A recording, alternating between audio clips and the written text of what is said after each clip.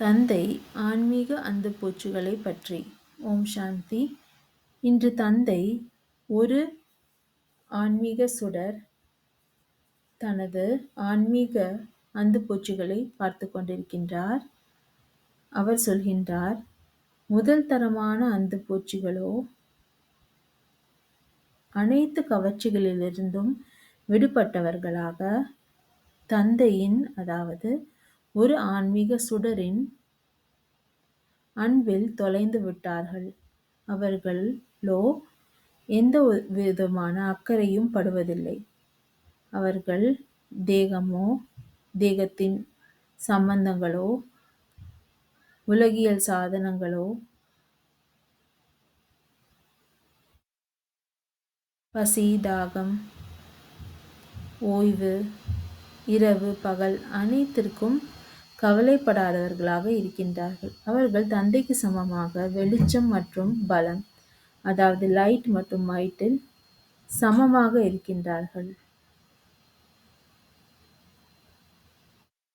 இரண்டாம் தரமான ஆன்மீக அந்துப்பூச்சிகள் மற்ற விஷயங்களில் கவர்ச்சிக்கப்பட்டு விடுகின்றார்கள். அதாவது தேகம், தேக சம்பந்தம், உலகியல் சாதனங்கள் மற்றும் அசுத்த பழக்க வழக்கங்கள், தேக அபிமானத்தினால் உண்டாகும் தமோகுணி சமஸ்காரங்கள் ஆகிய அனைத்திலும் மாட்டிக்கொண்டு விடுகின்றார்கள். அவர்களுக்கு தைரியம் இல்லாமல் இருக்கின்றது.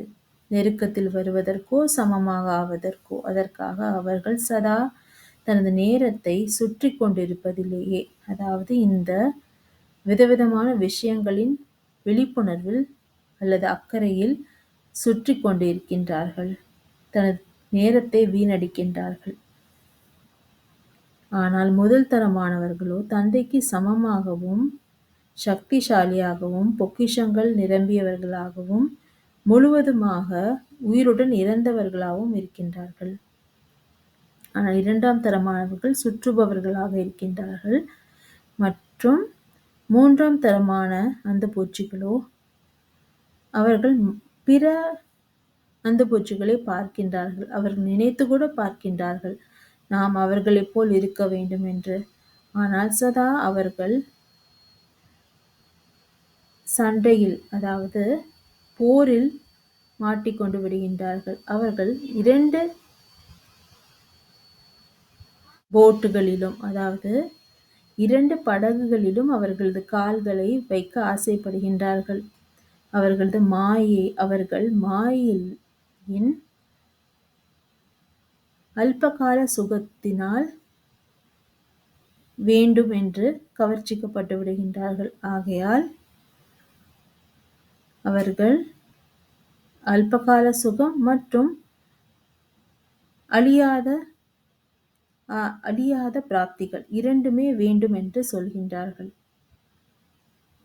ஆகவே இந்த அந்துப்பூச்சிகள் தான் தந்தை சொல்கின்றார் சதா கேள்வி மேல் கேள்வி கேட்டுக்கொண்டே இருப்பார்கள் என்று. ஓம் சாந்தி.